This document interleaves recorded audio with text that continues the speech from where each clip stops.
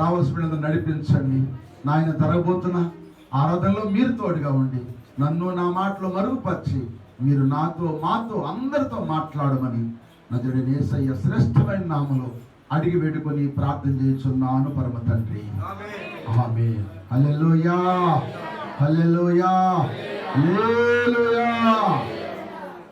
ఈ రాత్రి కుటుంబ ప్రార్థనలు చెప్పండి ఇప్పుడే. సరే మంచిది. ఆ బుల్లమ్మ ఇంటికాడ ప్రార్థన. మరి రాగలందరూ కూడా బుల్లమ్మ ఇంటికి రండి. కారుమూరు బుల్లమ్మ ఇంటి. హల్లెలూయా. సరే మంచిది. ఎందుకంటే ప్రార్థనలు ఉన్నాయి నాకు వెనకాల. అందుకని మీరు చెబితే మీ ప్రార్థన చూసుకుని వెళ్పలకి వెళ్తాను అన్నమాట.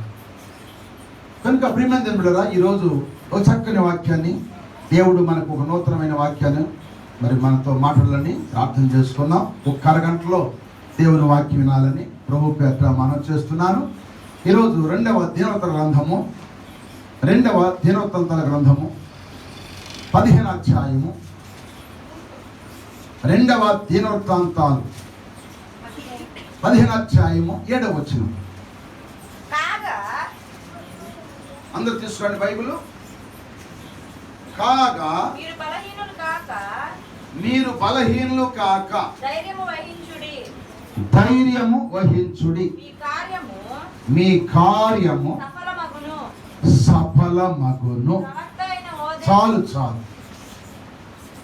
ఈరోజు ఈ నూతన సంవత్సరంలో ఇది రెండవ పునరుత్థానం. ఈ నెలలో రెండవ ఆదివారం. ఈ రెండో ఆదివారంలో మీ చెప్పే విషయం ఏంటంటే, దేవుడు మనతో మాట్లాడే విషయం ఏంటంటే,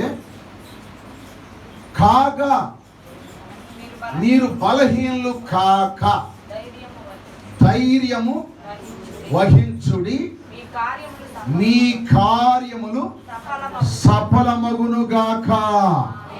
మీ కార్యములు సఫలమగునుగాక.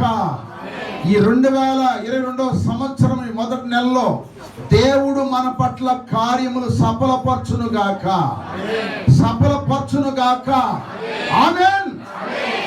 ఆమేన్ అంటే అవును గాక, నా పట్ల జరుగును గాక అని అర్థం అన్నమాట. మనం ఎప్పుడైతే ఆమేన్ అని అంటామో మన పట్ల అది జరుగును గాక. జరిగిందంతే, సంతకం చేస్తాడు దేవుడు. ఈ మాట ఒక దైవ సేవకుడు ఆశారాజు చెబుతున్నాడు. ఈ మాట ఆశారాజు చెబుతున్నాడు, దైవజనుడు. ఆశా ముందుగా మంచిగా పరిపాలన చేశాడు. ఆయన పరిపాలన చేసిన దినాల్లో దేశమంతా నెమ్మదిగా ఉందంట. 14వ అధ్యాయం 6వ చదవండి. అదే రెండవ దినవృత్తాంతాల గ్రంథము 14వ అధ్యాయం 6వ వచనం. ఆ సంవత్సరము అతనికి యుద్ధము లేకపోవట చేత దేశములో నెమ్మది. అంబా హల్లెలూయా. ఏం కలిగి ఉన్నారంట? దేశములో నెమ్మది కలిగి ఉంది. ఎందుకు దేశంలో నెమ్మది ఉందంటే ఆశా దేవుణ్ణి స్తుతించాడు. ఆశా దేవుని మాట విన్నాడు. ఆశారాజు దేవుని మాట వినటం ప్రకారము దేవుడు ఆశా చేసే రాజ్య పరిపాలనలో దేశంలోకి యుద్ధాలు లేవు, నెమ్మదిగా ఉందంట. సోదరు చెప్పండి, నెమ్మదిగా ఉంది. అందరు నెమ్మదిగా ఉన్నారు. దేశం అంతా నెమ్మదిగా ఉంది. సోదరు చెప్పండి, మనకి దేశం నెమ్మదిగా ఉందా? 2020 నెమ్మది లేదు మనకి. 2021 నెమ్మది లేదు. ఇప్పుడు 2022కి వచ్చాం. నెమ్మది ఉండదంటున్నారు, నెమ్మది ఉండదంటున్నారు. ఇప్పుడు వచ్చేసింది అంటున్నారు మళ్ళీ. ఇప్పుడు మనం నెమ్మదిగా ఉండాలంటే ఆశా దేవుణ్ణి ఏ విధంగా ఆశ్రయించాడో మనం కూడా ఆయన ఆశ్రయిస్తే మనకు కూడా నెమ్మది వచ్చును గాక. ప్రియమైన దేవుని బిడ్డలారా, చాలా జాగ్రత్తగా వినాలి. ఈరోజు చెప్పే సబ్జెక్టు ధైర్యము అనే 3 విషయాలు మీకు జ్ఞాపకం చేస్తాను. ధైర్యము అనే విషయాలు అంశం ఏంటంటే ధైర్యము వహించుడి. మనము ధైర్యం వహిస్తే మన కార్యములు సఫలమగును. మొట్టమొదటి మనము ధైర్యం వహిస్తే మన పట్ల కార్యములు దేవుడు సఫలమగును. పెళ్లి కార్యక్రమం సఫలమగును, సంతాన కార్యక్రమం సఫలమగును, అప్పుల కార్యక్రమం సఫలమగును, ఇళ్ళు కార్యక్రమం సఫలమగును, ఉద్యోగాల కార్యక్రమం సఫలమగును, రోగాల కార్యక్రమం సఫలమగును. అంటే దేవుడు జరిగిస్తాడు, బాగు చేస్తాడు అంతే. ఈ సంవత్సరం నీ పెళ్లి సఫలమైపోయింది అంతే. ఎప్పుడు నువ్వు బలహీనరాలుగా కాకుండా ఉండాలి, నువ్వు బలహీనుడిగా ఉండకూడదు. ఇక్కడ ఎవరు చెబుతారు? ప్రవక్త అయిన ఒక దైవజనం చెబుతున్నాడు. ఎవరికి? ఆశాకి ఏం చెబుతున్నాడు ఈ మాట అంటే 10 సంవత్సరాలు నెమ్మదిగా జీవించింది ఆ దేశం అంతా. 10 సంవత్సరాలు నెమ్మది ఉండేటప్పుడు ఏమైందా? ఎవరైనా మేలు చేస్తే ఇప్పుడు ఇంట్లో ప్రశాంతంగా ఉంటే దేవుని స్తుతించారండి కొంతమంది. ప్రశాంతంగా ఉందానికి ఇంట్లో హాయిగా తిని నిద్రపోతారు. ఇప్పుడు ఆశరాజు కూడా ప్రశాంతంగా ఉందని నిద్రపోయేదలకి దేవుడు శాఖ పెట్టాడు. దేవుడు ఏం పెట్టాడు? శాఖ పెట్టాడు. మన దేశం మీదకి యుద్ధాలు వస్తున్నాయి, దేశం మీదకి యుద్ధాలు వచ్చేసినాయి. యుద్ధాలు వచ్చేసరికి ఓడిపోతున్నారు జనము. ఏం చేయాలి అర్థం కావట్లా. అప్పుడు దైవజనుడు చెబుతున్నాడు, ఆశ మొట్టమొదట నువ్వు ఈ దేవుని ఏ విధంగా ఆశ్రయించావు, నువ్వు మళ్ళా అలా ఆశ్రయిస్తే నీకు నెమ్మది ఉంటుంది. నువ్వు దేవుని ఆశ్రయించకుండా నీవు బెన్హాద్ అనే ఒక రాజుని ఆశ్రయించావు, అందుకే నీకు ఈ శ్రమలు వచ్చినాయి. తిరిగి మళ్ళా దేవుని సన్నిధిలో నువ్వు జీవించు, నువ్వు బలహీనుడు కాక ధైర్యం తెచ్చుకో. నీ పట్ల దేవుడు కార్యాలు మళ్ళా సఫలపరచును గాక. నిజమే, ఒకప్పుడు మనం సంతోషంగా ఉన్నాం, సంతోషంగా ఉన్నప్పుడు దేవుని స్తుతించాం, బాధ వచ్చినప్పుడు దేవుని స్తుతించేది. నేను చెబుతున్నాను, ఎవరైనా సరే బాధ వచ్చినప్పుడు 2 మోకాళ్ళు వేసి ఇటు చేస్తారు ప్రార్థన. బాధ లేకపోతే ఏం చేస్తారు చూసా? కుర్చీలో కూర్చొని నీ స్తోత్రం నాయన అంటారు. ఎలా మనల్లో ఉన్నారు? కుర్చీలో కూర్చొని చేస్తారు, మంచంలో కూర్చోస్తారు. ఏ బాధ లేదు కనుక. బాధ వస్తే ఇప్పుడు ఏమవుతారు? కుర్చీలు ఏమైపోతాయో, మంచాలు ఏమైపోతాయో, మోకాళ్ళు నేల మీద పడిపోతాయి, మోకాళ్ళు నేల మీద పడిపోతాయి. ఆ మోకాళ్ళే నేల మీద రోజు ఎత్తే నీకు ఆ బాధ రాదుగా, ఆ సమస్య రాదుగా. వచ్చిందా? రాదు. కడుపు నిండాక ఒక మాట, కడుపు నిండకపోతే ఒక మాట, అంతేనా? ప్రజల జీవితం అంటే అయిపోయింది. అందుకే ఆశా జీవితం అటేదరికి దైవజనుడు చెప్పాడు, రాజా మళ్ళా నువ్వు దేవుని తట్టు తిరుగు. దేవుని తట్టు నువ్వు తిరిగితే దేవుడు నీ తట్టు తిరుగుతాడు. నువ్వు బలహీనుడు కామాక. ఇక నా పని అయిపోయింది, నా బలం ఉడిగిపోయింది, నాలో శక్తి లేదు, నాలో బలం లేదు, నాలో ఆరోగ్యం లేదు, నేను అయిపోయాను, ఇంకా నాకెందుకని నువ్వు అనుకోమాక. నువ్వు ధైర్యం తెచ్చుకో, నీ పట్ల దేవుడు కార్యము జరిగించును కాక. బిడ్డలారా, మనం బలహీనమని అనుకుంటాం. ఈ వాక్యం నాతోనే మాట్లాడుతున్నాడు దేవుడు. ఈ వాక్యం నాతోనే మాట్లాడుతున్నాడు, నీతోనే కాదు నాతో కూడా మాట్లాడుతున్నాడు. బలహీన సమయములో నీ బలము ప్రసాదించుము. బలహీన సమయములో నీ బలము ప్రసాదించుము. జీవనదిని నా హృదయములో ప్రవహింపవేయుమయా. జీవనదిని నా హృదయములో ప్రవహింపవేయుమయా. హల్లెలూయా. బలహీన సమయంలో బలమిచ్చాయి ఉన్నాడు కనుక మనం ధైర్యం తెచ్చుకోవాలి. అయిపోయాను నా పని అనుకుంటే సువర్రాజు ఇక్కడికి వస్తాడా? ఆయన 90 ఏళ్ళు 85 ఏళ్ళు ఉన్నాయి, ఇక్కడికి వస్తాడా? ఆయన బలహీనంలో కూడా ధైర్యం తెచ్చుకుని వచ్చేసాడు దేవుని దగ్గరికి. ఆయనకి 70 ఏళ్ళు ఉన్నాయి, ఆయన 70 ఏళ్ళు ఉన్నాయి. బలహీనం అయిపోయింది, ఇంకెందుకు అయ్యా నేను ఇంటికాడ కూర్చొని అనుకుంటే జరిగిపోదు ఆయనకి. కానీ బలం తెచ్చుకుని వస్తున్నాడు, ధైర్యం తెచ్చుకుని. ప్రియమందిని బిడ్డలారా, మనం బలహీనంగా ఉన్నామని మనం బలహీన పడిపోయి ఇంకా బలహీన దిగవద్దు. బలహీనతందు మనం ధైర్యం తెచ్చుకుంటే దేవుడు మన పట్ల కార్యాలు సఫలపరచును గాక. మన కుటుంబాల్లో ప్రతి ఒక్క కార్యాన్ని దేవుడు స్థిరపరిచి మన పట్ల కార్యం జరిగించును గాక. కానా ఊరిలో కళ్యాణపు వేళలో గొప్ప కార్యం చేసినావా, గొప్ప కార్యం చేసినావా. నీటిని ద్రాక్షారసంబుగా మార్చినావో నా దేవా, నీటిని ద్రాక్షారసంబుగా మార్చినావో నా దేవా. ఎంత ఆశ్చర్యం యేసునాథా, ఎంత ఆశ్చర్యం యేసునాథా. మన ఊరిలో కళ్యాణపు వేళలో గొప్ప కార్యం కానానే ఊరిలో ఒక పేదవాని కుటుంబానికి పెళ్ళి అవుతుంది.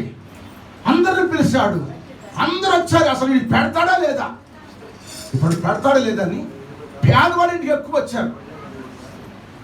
పేదవాడింటికి ఎందుకు వచ్చారంటే వీడు పెట్టకపోతే వీడు తిడదాము, వీడు పెట్టకపోతే తిడదాము వచ్చారు కొంతమంది. అయితే ఆ పేదవాడు ఎవరు చేర్చాడో తెలుసా? మొట్టమొదట యేసు ప్రభు తనంట చేర్చాడు. యేసు ఇంట ఉన్నాడు కనుక ఇప్పుడు ద్రాక్షారసం అయిపోయింది. బాధపడుతున్నాడు. అయ్యో ఇంతమంది వచ్చారు, నేను అనుకున్నా కంటే ఎక్కువ వచ్చాను. నేను 200 మంది అనుకున్నాను, ఇప్పుడు 300 మంది అయ్యారు. 200 మందికి ఎస్టిమేట్ చేశాం, అయిపోయింది. ఇప్పుడు 100 మందికి ఏం చేయాలని చెప్పి బలహీనపడి దిగులు పడి కృంగిపోతున్నాడు. లోన్లోనే మాకు వెతుకలేక లోనికి ఇంటికెళ్ళి కూర్చుని ఏమి చేయాలా అని చెప్పి బాధపడుతున్నాడు. ఎందుకు? బయటికి వస్తే అవమానం. ఎలా కార్డు ఇచ్చావు, భోజనం రమ్మని కార్డు ఇచ్చావు, ఓ పెట్టలేదు ఎలా అంటాడని, బయటికి వస్తే అవమానపరుస్తారని, మొక్క మీద ఉమ్మవుతారని భయముతో అవమానంతో లోన కృంగిపోతుండగా యేసయ్య అన్నాడు, పరిసరాలు పిలిచి అన్నాడు, ఆ రాతి బాల నీళ్ళతో నింపండి అన్నాడు. ఆయన పడుతున్న బాధ చూశాడు, ధైర్యం వహించు అన్నాడు. ఇప్పుడు ఈ రాతి బాలు నింపమన్నాడు. పరిచర్లు వచ్చారు, రాతి బాలను నీళ్ళతో నింపారు. ఎత్తుకెళ్ళిపోయి అన్నాడు యేసయ్య. ఆయన మాటలోనే ఉంది మాధుర్యం, ఆయన మాటలోనే ఉంది మాధుర్యం. ఎప్పుడైతే పోయమన్నాడు ఆ మాటతో పట్టుకెళ్ళి పోస్తే అంట వాళ్ళందరూ మొట్టమొదటి ఎవరైనా మంచిది పోసి తర్వాత జబ్బుది పోతారు, ఈయనేందు మొట్టమొదట మంచిది పోసాడు, అంతకంటే మంచి దాచించాడని అందరూ ఆశ్చర్యపోయారంట. యేసయ్య ఇంట్లో ఉన్నాడు, బలహీనపడుతూ ధైర్యం కృంగిపోతున్న ఆ వ్యక్తిని ధైర్యపరిచాడు. ఆయన పట్ల గొప్ప కార్యము దేవుడు జరిగించాడు. నువ్వు యేసయ్య ఇంట్లో ఉంటే ఈ సంవత్సరం నీ పట్ల గొప్ప కార్యం జరిగించును గాక. అందుకే బలహీనులు కాక మీరు ధైర్యం వహించండి. మీ ధైర్యమే మిమ్మలను గొప్ప కార్యాలు చేయడానికి పంపిస్తాడు. మొట్టమొదటి సబ్జెక్టులో మాట ఏంటంటే మనము బలహీనం కాక ధైర్యము వహించాలి. బలహీనం కాక నువ్వు ధైర్యం వహించు. నా కొడుకు నా మాట వింటలేదు, నా కొడుకు త్రాగుపోతాడు, వ్యభిచారం అయిపోయాడు, దొంగ అయిపోయాడు, నా భర్త నన్ను కొట్టి చంపేస్తున్నాడు, నా బిడ్డలు మాట వింటలేదు, నా కూతురికి వివాహం చేయలేకపోతున్నాను, నా బిడ్డలను రోడ్డు పాలైపోతున్నానని నువ్వు కృంగిపోవద్దు. నేస్తమా ఈరోజు చెబుతున్నాడు దేవుడు నీతో, నువ్వు కృంగిపోవద్దు. నా పని అయిపోయింది, నాకు సాగేసనం అనుకుంటున్నావేమో. లేదు, నువ్వు ఆ బలహీనతను ధైర్యం తెచ్చుకో. ఆ ధైర్యమే నేను కార్యాన్ని దేవుడు సఫలపరుస్తాడు. కానా ఊరిలో సఫలపరిచాడు, ఘనత తెచ్చాడు. పేదవాడింటి ఘనత తెచ్చింది ఎవరంటే దేవుడే. ఆశ్చర్యపోయారంట, అరే నువ్వు పేదవాడు అని నిన్ను అసలు పరీక్షిద్దామని వచ్చావు చాలా మందిని, కానీ మా అందరిని తృప్తిపరిచావు, నువ్వు గొప్పడు అన్నట్ట. దేవుని స్తోత్రం. యేసయ్య ఏ ఇంట్లో ఉంటే ఆ ఇంట్లో గొప్పతనమే, గొప్ప కార్యాలు దేవుడు జరిగించును కాక. హల్లెలూయా. రెండో మాట మీకు చెబుతున్నాను, త్వర చెబుతున్నాను, గుర్తుపెట్టుకోండి. రెండో మాట మీకు జ్ఞాపకం చేస్తాను చూడండి. పరిశుద్ధ గ్రంథంలో నుంచి రెండో మాట మీకు జ్ఞాపకం చేస్తున్నాను చూడండి. కీర్తన 31వ కీర్తన 24వ వచనం. కీర్తన 31వ వచనం. అమ్మమ్మ దాన్ని ఎట్టా ఉంచండి, నేను మర్చిపోయాను. ఇరిమి గ్రంథం 31వ అధ్యాయం 16 చూడండి. ఇరిమి గ్రంథము 31వ అధ్యాయం 16 వచనం. ఈ బలహీనని సంగతి చెబుతున్నాను. ఇరిమి గ్రంథం 31వ అధ్యాయము 16 వచనం. యెహోవా ఈ ఆజ్ఞిస్తున్నాడు, ఏడవక. దేవుడు అంటున్నాడు, ఇప్పుడు నువ్వు బలహీనం అయిపోయావని ఏడుస్తున్నావేమో, నీ బిడ్డలు మాట వింటలేదని ఏడుస్తున్నావేమో, నీ భర్తని నన్ను చూడలేదని ఏడుస్తున్నావేమో, లేకపోతే నువ్వు కృంగిపోతున్నావేమో. ఏడవక, నువ్వు కన్నీళ్ళటం మానేసి చూడండి. నువ్వు కన్నీళ్ళు ఎడమాక, నువ్వు ఏడవద్దు, నువ్వు కన్నీళ్లు కారవద్దు. నీకు సఫలమై, మళ్ళీ చదవాలన్నమాట. నీ క్రియ అంటే ఇప్పుడు కార్యములు అంటే పనులు సఫలమై జనుల శత్రుల దేశం నుండి తిరిగి వచ్చేదరు. ఇర్మియా ఏడవమాకయ్యా, ఇరిమీయా ఎందుకు ఏడుస్తున్నావు? ఏడవమాక, నీ చెల్లందరూ బబులోను బానిసత్తుగా వెళ్ళిరే, వాళ్ళందరినీ నేను తిరిగి తీసుకొస్తున్నా. నువ్వు ఏడవమాక, నీ కార్యం నేను సఫలపరుస్తాను. హల్లెలూయా. నీ కార్యం నేను సఫలపరుస్తాను. నువ్వు ఏడవద్దు, నువ్వు కన్నీళ్ళు ఎడవద్దు. నువ్వు విడిచే కన్నీళ్ళు నా దగ్గర ఇవ్వు. నీ దేవుడి దగ్గర ఏడువు, ఆయన నిన్ను ఆదరిస్తాడు. ఎడమాక, వాళ్ళ గురించి ఎడమాక, ఆయన తీసుకొస్తానన్నాడు. దేవుని స్తోత్రం. హల్లెలూయా. అందుకే నువ్వు బలహీనువు కాక ధైర్యం వహించుడి, నీ కార్యములు సఫలమగును కాక. ఇంకో మాట మీకు జ్ఞాపకం చేస్తాను. అదే మత్తయి సువార్త 23వ అధ్యాయం 23 వచ్చి చూడండి. 23వ అధ్యాయం 23 వచ్చి చదవండి. మత్తయి సువార్త. అయ్యో అమ్మా, మత్తయి సువార్త 13 13 అమ్మా 13 23 చూడు. అది మంచి నేలన విత్తబడిన వాడు వాక్యం విని గ్రహించువాడు.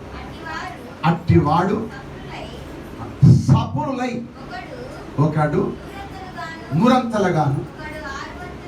ఒకడు 60 30 అంటే ఇక్కడ అంటున్నాడు మంచి నేల విత్తబడిన వాడు. అంటే యేసు వారు ఇప్పుడు విత్తనాలు తీసుకున్నాడు. కొన్ని త్రోవ పక్కన వేసాడు, కొన్ని రాతి మీద వేసాడు, కొన్ని ముళ్ళ పొదలు వేసాడు, కొన్ని మంచి నేల వేసాడు. ఈ 4 భావాలు మనందరూ తెలుసు. ఈ త్రోవపడిన ఇత్తనం అంటే ఎవరు? దేవుని వాక్యం. దేవుని వాక్యం వింటారు కదా. ఇప్పుడు ఇక్కడ ఈ మండిని దాటగానే మర్చిపోతారు కొంతమంది. అంటే ఇప్పుడు దాటంగానే అంటే త్రోవ పక్కన పడిన ఇత్తనం అన్నమాట. అంటే వాళ్ళ వాక్యం విన్నారు కానీ అపవాది ఆ వాక్యం ఎత్తుకుపోయింది కనుక వాళ్ళు నిష్ఫలు, వాళ్ళకేం పని లేదు. మరి కొంతమంది రాజ్ఞాలు వేసాడు. రాజ్ఞాలు అనేది మొలిసిద్ది, 2 ఆకులు వేసిద్ది, నవ్వుతారు బాగానే. దేవుని దగ్గరికి వెళ్ళాం, నాకు ఈ కార్యం దేవుడు జరిగించండి, నవ్వుతాం. నవ్విన తర్వాత అక్కడ ఏరు లేదు, లోనికి వెళ్తానికి ఏరు లేదు. ఎందుకంటే రాయి ఉంది, రాయి తగిలింది. రాయి తగిలితే ఏరు పోదుగా, ఎండిపోతుంది. అంటే మేలు కలిగితేనే సంతోషపడతారు, మేలు కలగకపోతే ఎండిపోతారు. అర్థమైందా? మేలు కలగకపోతే ఆ దేవుడు ఏం మేలు చేశాడు? అమ్మ మనం చేసాడమ్మా, మన జ్వరం తగ్గించాడు అయ్యా, ఇప్పుడు మళ్ళీ కడుపు లేపు వచ్చింది, తగ్గిస్తాడమ్మా అంటే ఏం తగ్గిస్తాడు అని అంటారు. చూసా, వాళ్ళు రాతి మీద పడిన వాళ్ళు అంటే ఎండిపోతారు అంతే, ఇక రాదు. 3వది ఇత్తనం, ముళ్ళ పొదలు వేసాడు. ముళ్ళ పొద అంటే దేని సదృశ్యం అంటే ముళ్ళ మొలిసింది కానీ ముళ్ళు అతని ఎరగకుండా అదుగుతుంది అనుసరి. అంటే దాని అర్థం ఏంటంటే ధనయామోహము. ఏమి తిందుమా, ఏమి త్రాగుదుమా, ఏమి ధరించుకుందామని ధనాన్ని సంపాదించడానికి వాళ్ళు అణిసివేయబడుతున్నారు కానీ ఎదగలేకపోతున్నారు. అంటే వాళ్ళు వాక్యం మీద లేదు, వాళ్ళకి దేవుడి మీద లేదు ఆశ. దేవుడే, మన ప్రయత్నమే కాదంటున్నా. కానీ దేవుని మీద మన భారం వేస్తే దేవుడు సఫలపరుస్తాడు. కానీ వాళ్ళు అణిగిపోతారంటే వాళ్ళ సొంత నిర్ణయంతో వాళ్ళు అణిగిపోతున్నారు. ఇప్పుడు మంచి నిలబడిస్తానంటే వాక్యం విని ఆ వాక్యాన్ని బట్టి నడిచిన వాడు సఫలుడై. సఫలం అంటే ఇప్పుడు నీ కార్యమును సఫలపరచును అనే మాటకి చెబుతున్నాను. సఫలుడంటే నీ పట్ల ఆయన 100 చేయనుగాక. అది నువ్వు వాక్యాన్ని బట్టి నడుచుకుంటే నీ కార్యములు సఫలపరచబడును గాక. అది బలహీనము కాక ధైర్యము తెచ్చుకోము, నీ కార్యములు సఫలపరచబడును. అర్థం సార్ చెప్పండి. బలహీనంగా ఉన్నావా? అయ్యా మా తలకైన ఇప్పుడు మందిరం రాలేకపోయినా అయ్యా, కడుపు నొప్పుడు మందిరానికి రాలేకపోయినా అయ్యా, కాలు నొప్పుడు మందిరం రాలేకపోయినా అయ్యా, ఇంటికాడ చేపలు తెచ్చాడేవో వండటానికి రాలేకపోయినా అయ్యా. ఈ సాకులు మనం ఏం చెప్పాలి? బలహీనం ఎందుకు ఇవ్వాలి? ఎన్ని ఉన్నా దేవుని దగ్గరికి వస్తే బలహీన సమయంలో దేవుడు బలము ఇచ్చునుగాక. బలహీన సమయంలో దేవుడు బలం ఇస్తాడు. నవంబర్ 25 నుంచి ఇంతవరకు కూడా దేవుడు ఎంత బలహీనత వచ్చినా ఆ బలహీనతను దేవుడు నాకు బలం ఇచ్చి అనేక స్థలాల్లో వాడుకున్నాడు. దేవుడు అనేక స్థలాల్లో వాడుకున్నాడు. హల్లెలూయా. మెల్లిగా ఎక్కడ మాట్లాడాడు దేవుడు, ఎక్కడికి వెళ్ళినా గంభీరంగా మాట్లాడతాడు దేవుడు. అసలు గంభీరంగా మాట్లాడితే రక్తం తగ్గిపోయింది, నీరసం వచ్చింది. కానీ ఎంత గంభీరంగా మాట్లాడినా బలహీనం కాకుండా దేవుడు తలపచ్చు నెలంతా కాచి కాపాడాడు. అనేక స్థలాలు తిరిగి వచ్చాడు. అనే చోట్ల వాక్యం పొద్దున పూట 2 ప్రసంగాలు, రాత్రి 2 ప్రసంగాలు, అట్లా ఎక్కడ పెడితే అక్కడ వాక్యం చెప్పటం, మళ్ళీ ఇడోళ్ళకి అడగటం, వాళ్ళ ప్రశ్నలకు జవాబు చెప్పడం. మరి కొంతమంది అయ్యాల ఏ వాక్యం చెప్పాలి నూతన సంవత్సరం అడిగితే వాళ్ళకి మళ్ళీ వాక్యాలు చెప్పటం ఫోన్లో, ఈ సబ్జెక్ట్ చెప్పండి అని అట్లా చెప్పటం జరుగుతూ ఉన్నాయి. దేవుని స్తోత్రం హల్లెలూయా. ఇంతవరకు విరామం లేకుండా దేవుడు పని జరిగిస్తూ ఉన్నాడు. దేవుని స్తోత్రం హల్లెలూయా. బలహీనులు కావద్దు, ధైర్యం తెచ్చుకుందాం.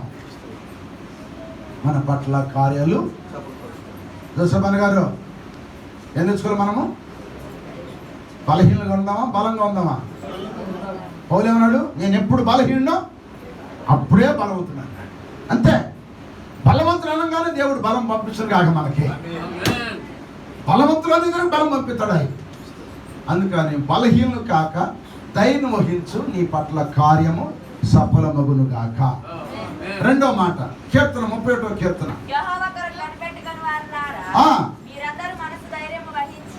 మీరందరూ రెండో మాట ఏంటంటే మనసున ధైర్యము వహించి. ఆమేన్.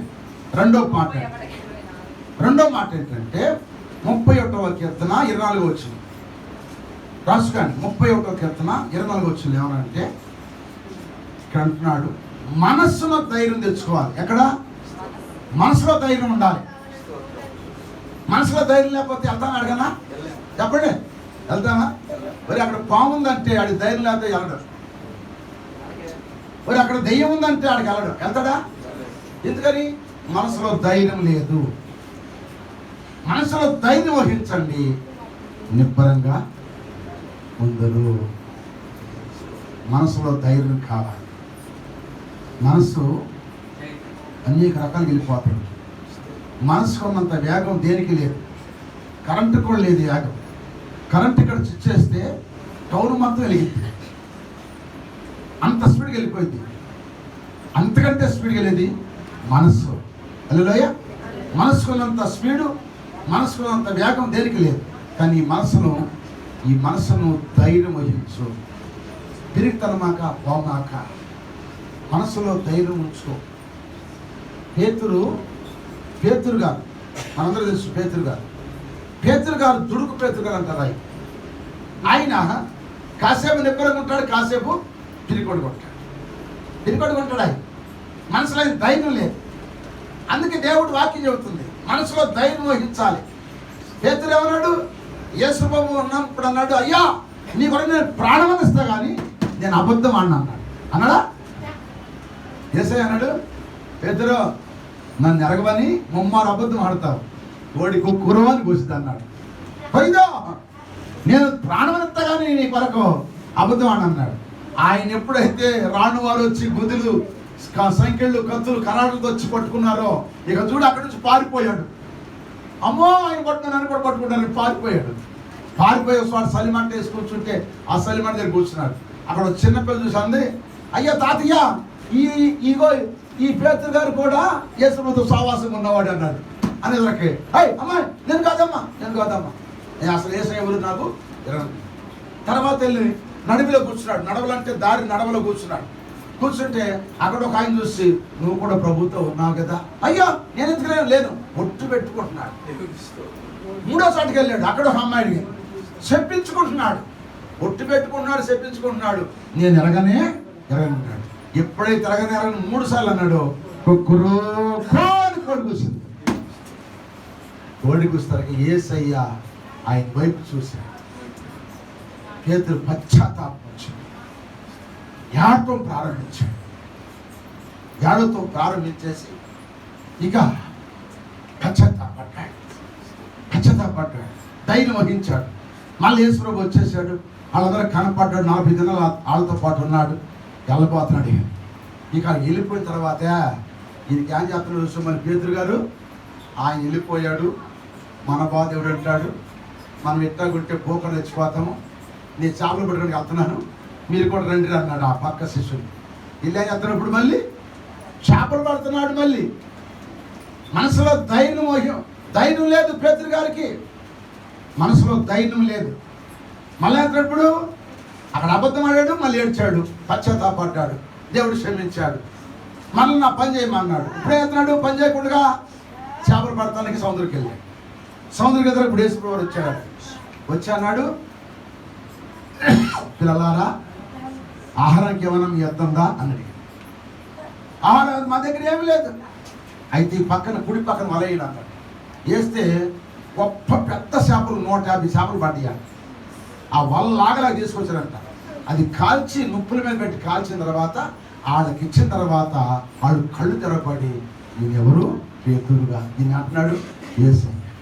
ఏమయ్యా పేతురు గారు, ప్రాణం పోయేదాకా నా పని చేస్తాన్నావుగా, నా పరిచయం చేయకుండా ఇప్పుడు నువ్వేంటి? నా పరిచయం చేయకుండా నువ్వు ఆడకెళ్ళి ఎప్పుడు చేపడతానికి వెళ్ళావని అడిగితే అప్పుడు అంటున్నాడు, అప్పుడు పశ్చాత్తాపడి అప్పుడు 120 మందిని తీసుకుని ఎక్కడికి వెళ్ళాడు? మేడగదిలోకి వెళ్ళాడు. మేడగదిలోకి వెళ్ళి ప్రార్థన చేస్తున్నాడు. ఏక మనసుతో ప్రార్థన అంటారు. మేడగదిలో ఏక మనసు ప్రార్థనది. ఏక మనసుతో ప్రార్థన చేస్తున్నప్పటికీ దేవుని ఆత్మ దిగిపోయింది అందరి మీదకి. పేతురు మీద పరిశుద్ధాత్మ కుమ్మరించబడింది. చూడండి, ఇప్పుడు 4వ అధ్యాయం అపోస్తలుల కార్యం 4వ అధ్యాయం ఒక మాట చూడండి. 4వ అధ్యాయం ఒక మాట, 4వ అధ్యాయము ఒక మాట చూడమ్మా. పేతురు రాసిన పత్రిక అపోస్తలుల గారు 4:13. అపోస్తలుల గారు 4:13. పేతురు యోహాను గారు ధైర్యం చూసినప్పుడు వారు విచ్చలేని పామరులని గ్రహించి ఆశ్చర్యపడరు. గుర్తెరిగి సోదరు చెప్పండి. మనసులో ఒకప్పుడు పేతురు గారికి ధైర్యము లేదండి. అమ్మా అయ్యా, మనకు కూడా ధైర్యం ఉండదు. ఒకసారి ధైర్యం చెడిపోయింది మనకి. ఎన్నిసార్లు అబద్ధం ఆడతాము, ఎన్నిసార్లు తప్పులు చేస్తాము, ఎన్నిసార్లు జారిపోతాము, మళ్ళీ వచ్చి ఆయన దగ్గర ఏడుస్తాం. మనము ఏడుస్తాం. పేతురు గారు కూడా అట్టాగే ఏడ్చాడు. ఎప్పుడైతే ఆయన మీదకి ఆత్మ నింపుదల వచ్చిందో, అభిషేకం ఎప్పుడైతే కుమ్మరించబడిందో, అంటున్నాడు, ఇదిగో మీరు యేసు ప్రభువుని సిలువేసి చంపారు, ఆయన దేవుడు లేపి బ్రతికించాడు, ఆయన సాక్షులు నేనే. రామప్రభుత్వం చెప్తున్నాడు, ఆయన సాక్షులు నేనే. మీరు ఇప్పుడు నన్ను చంపండి, యేసలాగా నన్ను నిలువుగా సిలువేయద్దు, నన్ను తల్ల కిందగా సిలువేయమని వాక్యం ప్రకటించాడు పేతురు గారు. మనసులో ధైర్యం తెచ్చుకోవాలి. ఇప్పుడు మనసులో ధైర్యం రావాలంటే నీ మీద ఆత్మ కుమ్మరించబడాలి. పరిశుద్ధాత్మ నీ మీద కుమ్మరించబడిపోతే నీ మనసులో ధైర్యం ఉండదు. సొంత చెప్పండి, ధైర్యం ఉండదు కనుక నువ్వు నిబ్బరంగా ఉండలేవు. ఎక్కడికి వెళ్ళినా గడగడగడ అయిపోయింది మన పని. ఆ కాసేపు ఉంటా, మళ్ళీ బయటికి వెళ్ళినాక మళ్ళీ గడగడే అయిద్దంటావా? అవునా? కానీ మనసులో ధైర్యం తెచ్చుకోవాలి. మనసును లాగేది ఒకటి ఉంది, అయస్కాంతం. అయస్కాంతం లాంటిది ఏదంటే సాతాను. అది మన మనసును లాగేస్తుంది. హల్లెలూయా. అందుకే ఒక భక్తుడు పాడాడు, మనసా నన్ను వేధించకు, పాపములో నన్ను పడనీయకు. మనసా నన్ను వేధించకు, పాపములో నన్ను పడనీయకు. మనసా పంధని దానిని ఆశించకు, మరి చందని వాటిని పోషించకు. అంధని దానిని ఆశించకు, మరి చందని వాటిని పోషించకు. మాయలోకాన్ని విడిపించకు, యేసుని మాటలు మరిపించకు. మాయలోకాన్ని విడిపించకు, యేసుని మాటలు మరిపించకు. మనసా నన్ను వేధించకు, పాపంలో నన్ను పడనీయకు. మనసా. హల్లెలూయా. మనసును దృఢపరచమన్నాడు. మనసులో మీరు ధైర్యం తెచ్చుకోండి, నిబ్బరంగా ఉండండి, నేను మీ పట్ల కార్యాలు. మొట్టమొదటిది ఏంటంటే మీరు బలహీనలు కాకుండా ధైర్యం వహించండి, మీ కార్యాలు సఫలమగును ఈ నూతన సంవత్సరం. రెండవది, నీ మనసులో ధైర్యం తెచ్చుకో. ఎవరి మనసులో కాదు, నీ మనసు నువ్వే ధైర్యం తెచ్చుకో. మనిషి ఉంటే ధైర్యం కాదండి. మనిషి ఉంటే పిల్లడు కూడా ధైర్యమే కదా. మనిషి ఉంటే ధైర్యం కాదండి. మనిషి లేకపోయినా మనసులో ధైర్యం ఉండాలి. మనసులో ధైర్యం తెచ్చుకుంటే నిబ్బరంగా ఉంటాం. హల్లెలూయా. నిబ్బరంగా ఉంటాము. హల్లెలూయా. నిబ్బరంగా ఉంచే దేవుడు మన దేవుడు. నీ మనసు చెదిరిపోతుందేమో.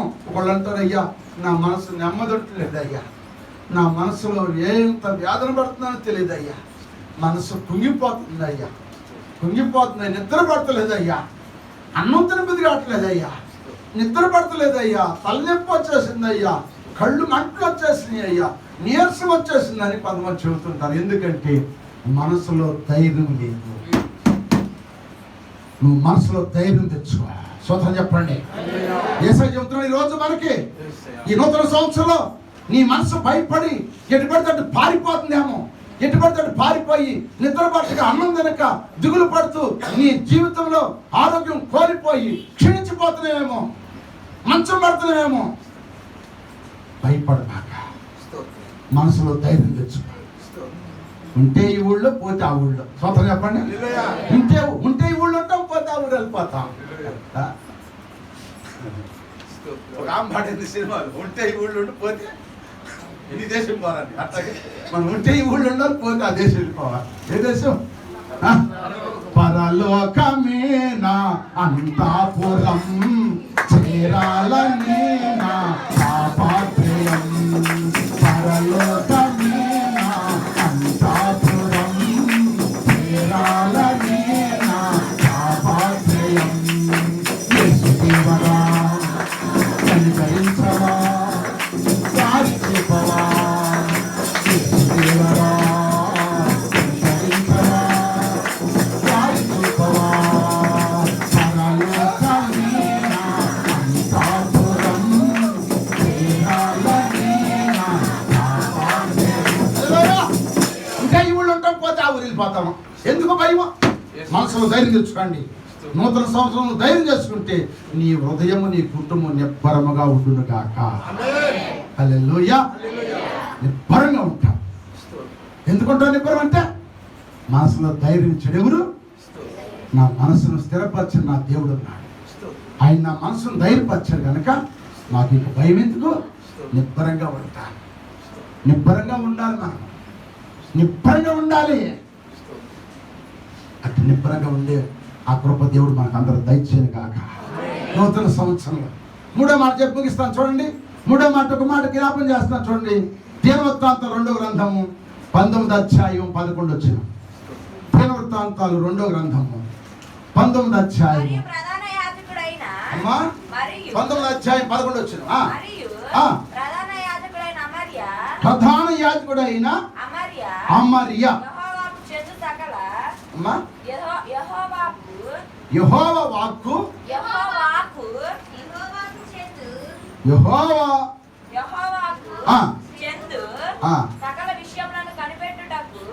సకల విషయములను కనిపెట్టుటకు మీ మీద ఉన్నాడు.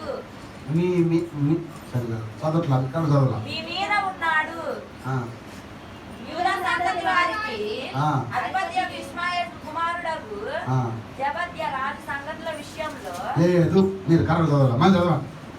19వ అధ్యాయం 11 కరెక్ట్ చదవాలి. మరియు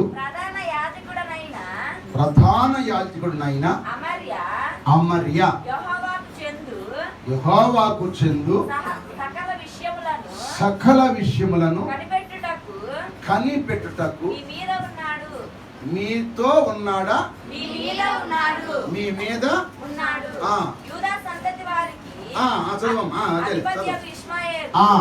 యూదా సంతతి వారికి అధిపతియగు ఇష్మాయేలు కుమారుడగు జబద్యా రాజు సంగతుల విషయములో పైవాడుగా ఉన్నాడు. లేవీయులు మీకు పరిచారకులుగా ఉన్నారు.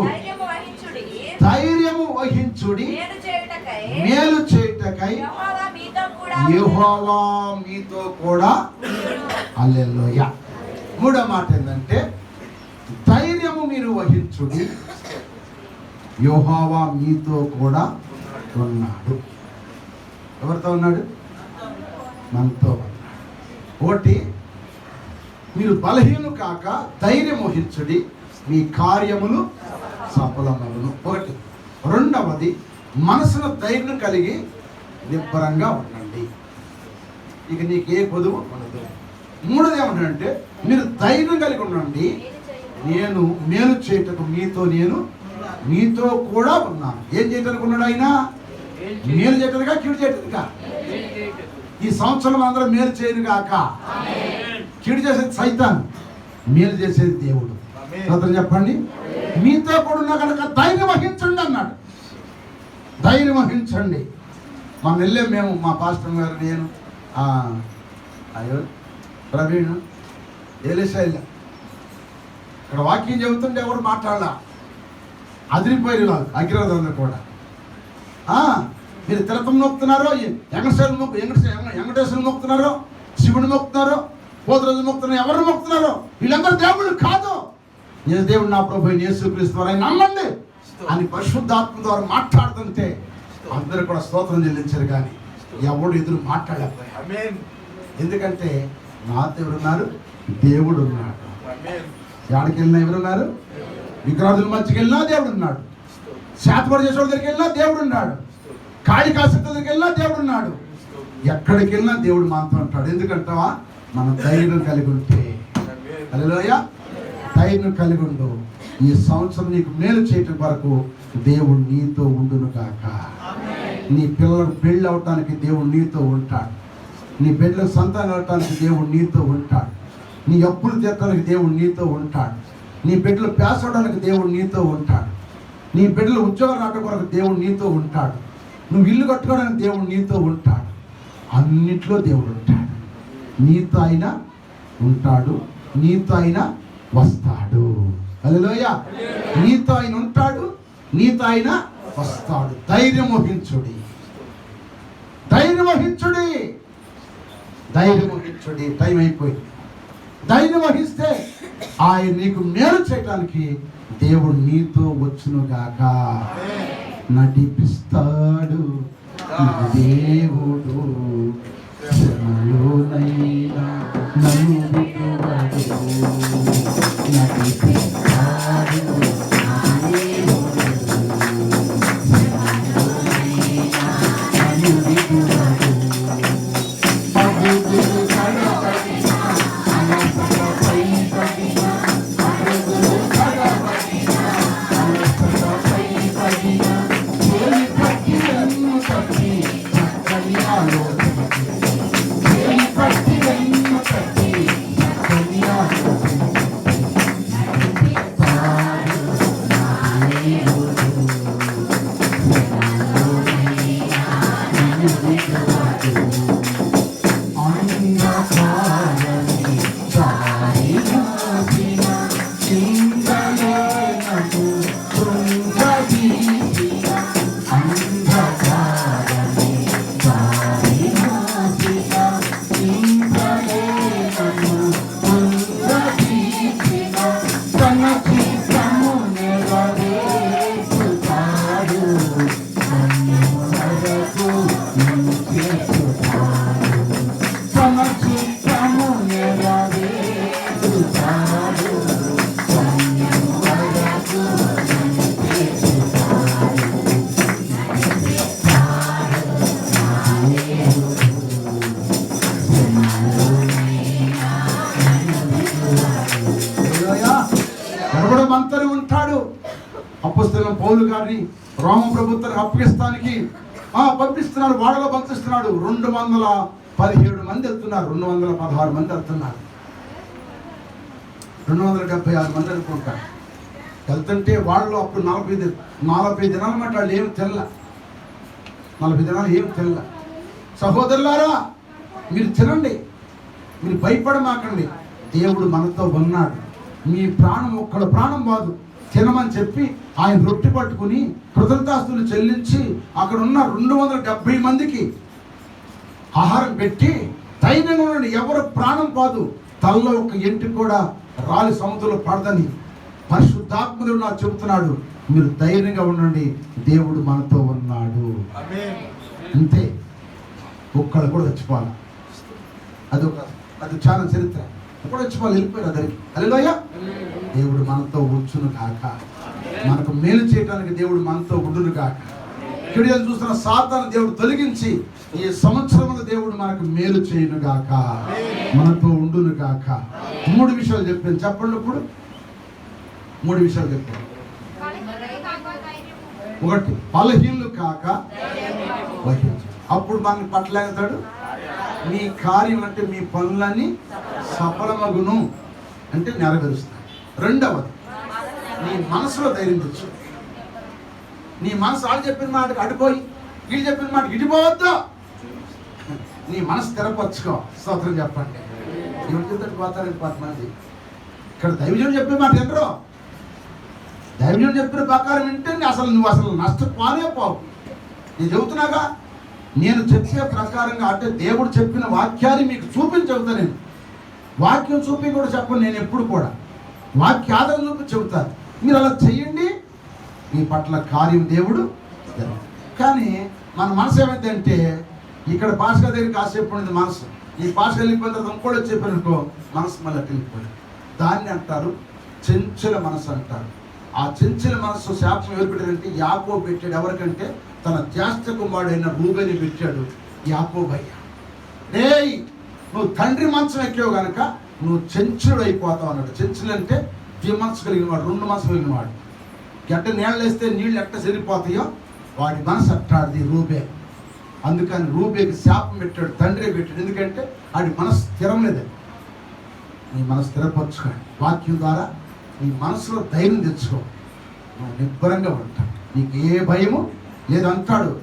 28వ సామెత గ్రంథం 28వ అధ్యాయం అంటాడు, ఎవడో తరమకుండానే దుష్టుడు తనంతట తాను పారిపోతాడు, నీతిమంతులు సింహములే ఉందురు అంటాడు. అదే 28వ అధ్యాయం సామెత.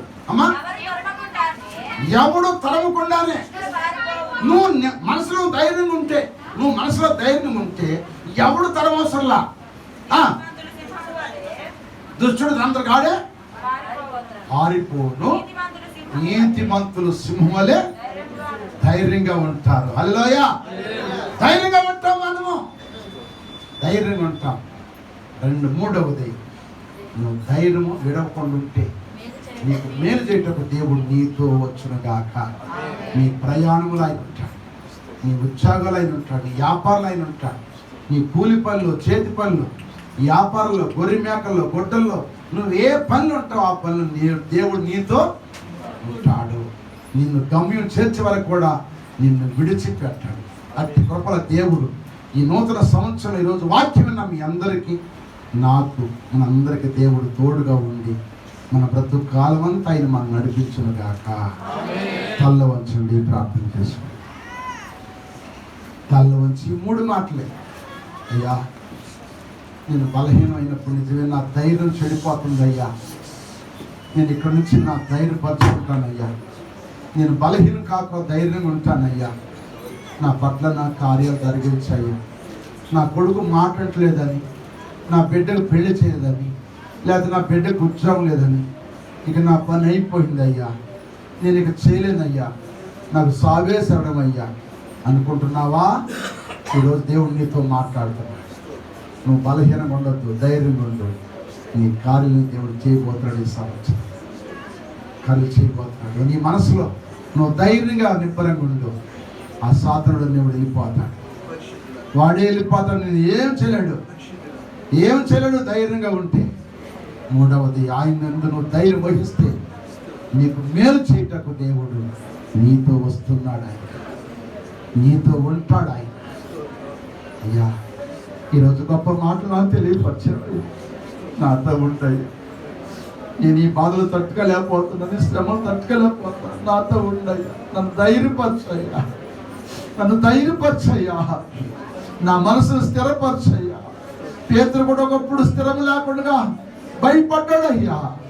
ఎప్పుడైతే మీ ఆత్మాభిషేకం ఆయన మీద దిగిందో ఎవరికి భయపడలేదయ్యా. సావుకు కూడా భయపడలేదయ్యా. గొప్ప సువార్త చేశాడయ్యా. ఆయన ఒక రోజు వాక్యం చెప్తే 3,000 మంది బాప్తిసం పొందారయ్యా. ఆయన 2వ రోజు వాక్యం చెబితే 5,000 మంది బాప్తిసం పొందారయ్యా. అట్టి ధైర్యం నాకు కూడా దయచేయండి. నా నోరు తెరిచి ప్రార్థన చేయండి తల్లి. అయ్యా, నోరు తెరిచి ప్రార్థన చేయండి. ఈ నూతన సంవత్సరంలో, ఈ మొదటి నెలలో నేను ధైర్యంగా ఉండమంటున్నాడు దేవుడు. నీ పనులన్నీ చేస్తానంటున్నాడు. నేను నీతో ఉంటానంటున్నాడు. నీకు మేలు చేయడానికి నీతో ఉంటాను, నువ్వు భయపడమాకంటున్నాడు. నువ్వు ధైర్యం తెచ్చుకోమంటున్నాడు కనుక ధైర్యం తెచ్చుకుందాము. ధైర్యం తెచ్చుకుందాం. వాక్యం ఏమన్నా బతికించేది, వాక్యం ఏమన్నా బలపరిచేది. నా బ్రతికింతని చింతపడమాక, నా బ్రతికింతని చింతపడమాక. ఆయన నీతో ఉన్నాడు, ఆయన నాతో ఉన్నాడు, ఆయన మనందరితో ఉన్నాడు. ఆయన ఉన్నవాడు, ఆయన అన్నవాడు, ఆయన చూస్తున్న దేవుడు. ఆయన దగ్గర ధైర్యం వహించు, ధైర్యం వహించు, ధైర్యం వహించు. నీ పట్ల కార్యము సఫలమగును గాక, నీకు మేలు చేయడానికి ఆయన నీతో ఉండును గాక. ప్రేరేపించమని ఒక చిన్న ప్రార్థన చేయండి, మీకు చేస్తాను. త్వరగా ప్రేరేపించమని, త్వరగా వాక్యానుసారం చేయాలి ప్రార్థన. సర్వాధికారి దేవానికి స్తోత్రములు నాయన. ఇంతవరకు నీ కనికరముతో నీ ఆత్మ ద్వారా ప్రభా మీరు మాట్లాడించున్నారు. అద్భుతమైన సందేశాలు నాయన 3 వర్షాలు మాట్లాడించినారు తండ్రి. వీరికి వారి కాక ధైర్యము తెచ్చుకొని ప్రార్థనాపరులుగా ఉండి ప్రభా నువ్వు చేసే కార్యములు సఫలం పట్టకు నాయన. నువ్వు ఉన్నవాడు అనువాడు కనుక ప్రభా సమస్తము చేస్తున్న దేవుడు కనుక తండ్రి. ఈ రోజు తండ్రి మంచి ఈవులు మేము అందించావు నాయన. మాకు మంచి ఫలాలు ఇచ్చావు తండ్రి, మంచి జ్ఞానం ఇచ్చావు తండ్రి. నీకు